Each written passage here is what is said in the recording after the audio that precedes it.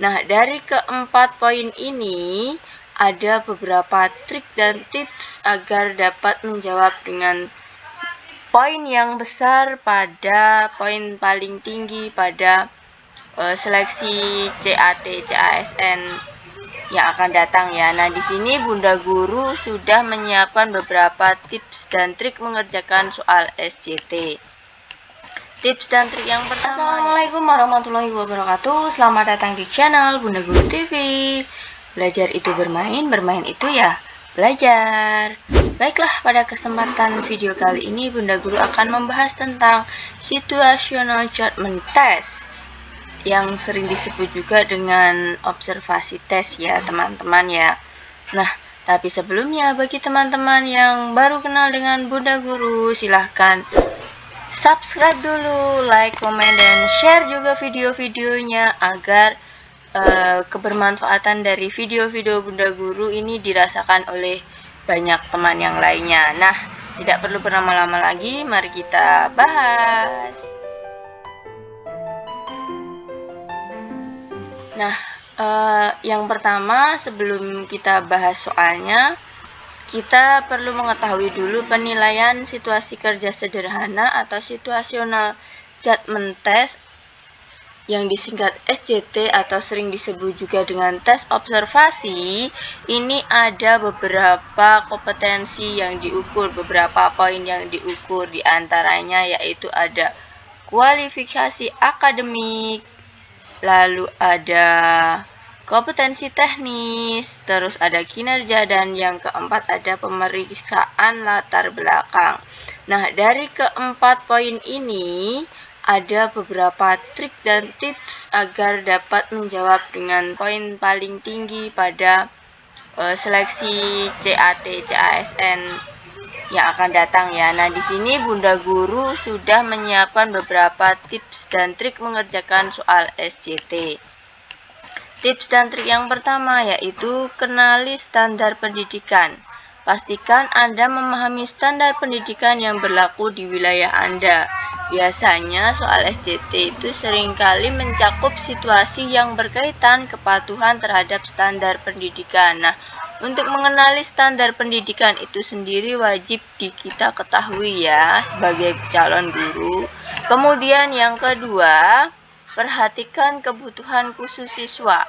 Selalu pertimbangkan kebutuhan khusus siswa seperti siswa dengan disabilitas atau kebutuhan khusus lainnya. Pilihan yang baik akan mendukung inklusi dan kesejahteraan semua siswa. Nah, ini perlu diketahui bahwa pemenuhan kebutuhan untuk siswa disabilitas ini sebagai guru wajib tahu ya. Kemudian komunikasi yang efektif.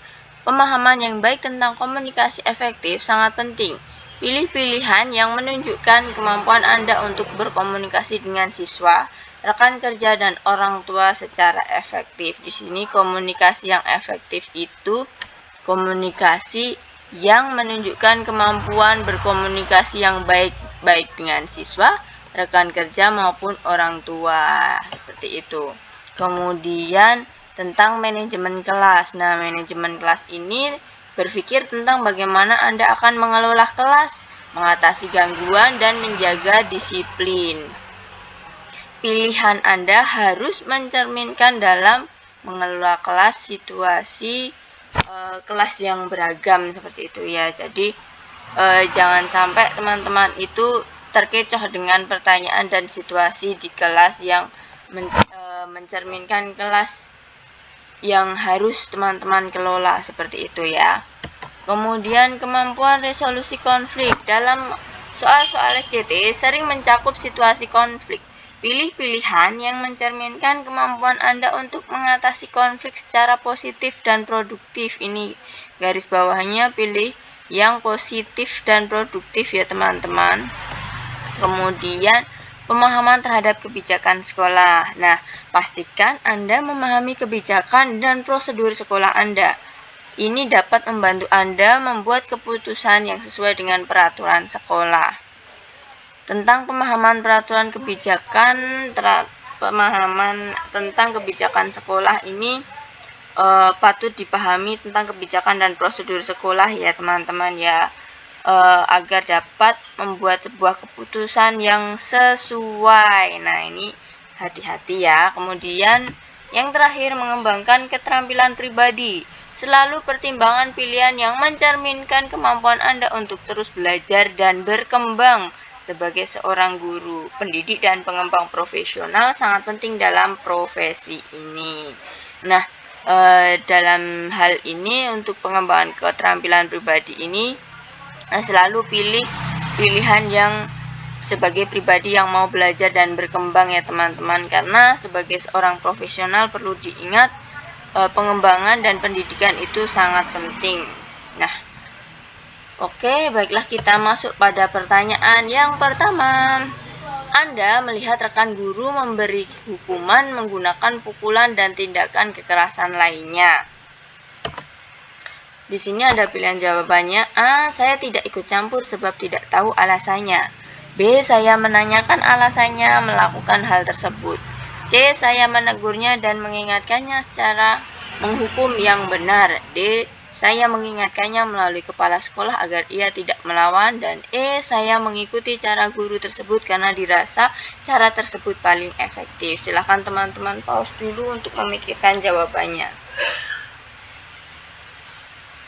Baiklah, mari kita bahas pertama. Di sini Anda yang melihat rekan memberikan hukuman kepada siswa ya. Hukuman ini berupa pukulan dan tindakan kekerasan.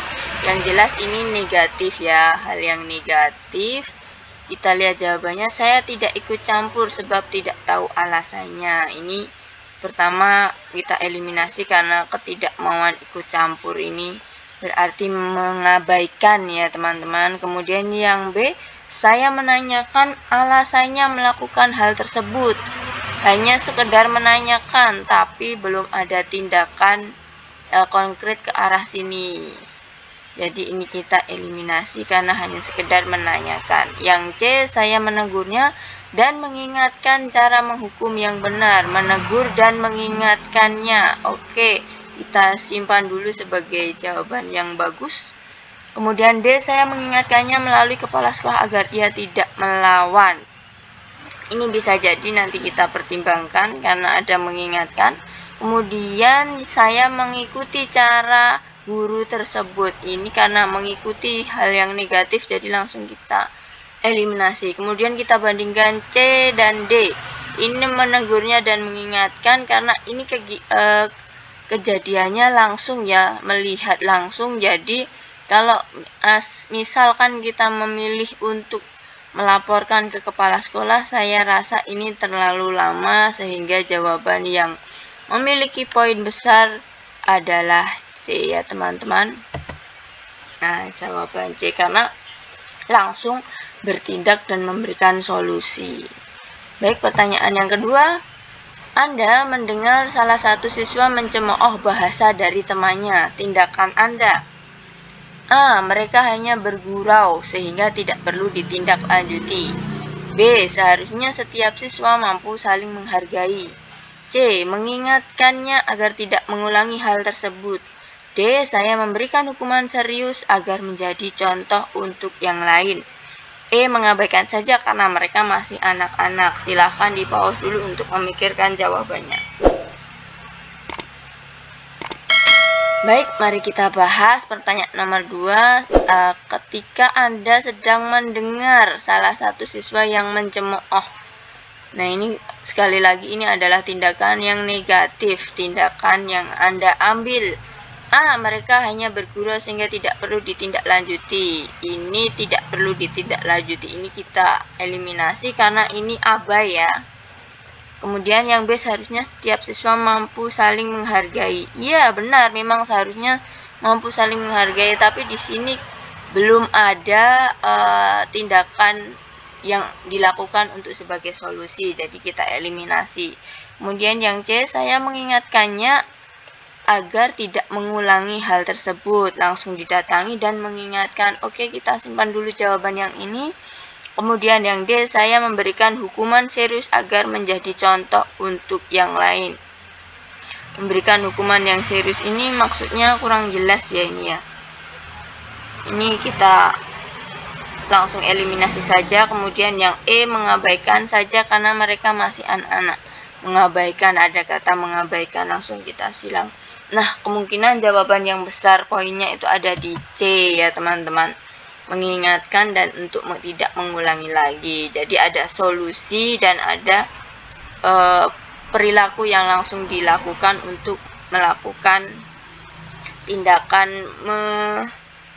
yang kurang baik tersebut. Kemudian soal nomor 3. Ketika Anda akan mengobservasi siswa dengan menerapkan 4 aspek tanggung jawab, disiplin, kerjasama, dan jujur, bagaimana teknik yang benar yang akan dilakukan sehingga menghasilkan penilaian yang tidak memihak pada salah satu siswa saja? Pilihan jawabannya ada A. Dimulai dengan siswa yang lebih tinggi umurnya dibanding siswa lainnya. B. Bertanya kepada guru lain dan berdiskusi tentang indikator penilaian yang akan dilakukan sehingga tidak memunculkan penilaian subjektif. C. Menilai semua siswa dengan per aspek, misal aspek tanggung jawab terlebih dahulu sebanyak 20 siswa, lalu aspek disiplin sebanyak 20 siswa, dan seterusnya. D. Menilai dengan 4 aspek atau keseluruhan aspek dalam satu siswa, kemudian lanjut siswa lainnya dengan 4 aspek sampai seluruh siswa selesai. Dan E. Bertanya kepada komite sekolah agar adanya tim penilaian dari luar. Silahkan di pause dulu untuk memikirkan jawabannya. Baiklah, kita bahas pertanyaan nomor 3 ini. Di sini ada permasalahannya Anda akan mengobservasi siswa dengan menerapkan 4 aspek sekaligus seperti itu ya. Jadi dalam satu kelas akan dinilai menggunakan 4 aspek sekaligus. Bagaimana teknik yang benar yang akan digunakan untuk menghasilkan penilaian yang tidak memihak pada salah satu siswa saja? Nah, di sini pilihan jawaban yang A. Menilai dimulai dengan siswa yang lebih tinggi umurnya dibanding siswa lainnya.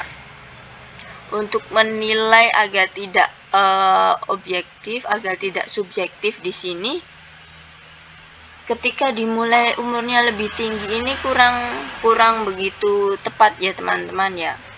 Tidak ada hubungannya, jadi kita langsung eliminasi saja. Kemudian yang B, bertanya kepada guru lain dan berdiskusi tentang indikator penilaian yang akan dilakukan sehingga tidak muncul penilaian subjektif. Ini boleh kita simpan dulu. Kemudian yang C, menilai semua siswa dengan per aspek, misal aspek tanggung jawab terlebih dahulu sebanyak 20 siswa, lalu aspek disiplin sebanyak 20 siswa, dan seterusnya. Ini bertahap seperti itu ya teman-teman maksudnya.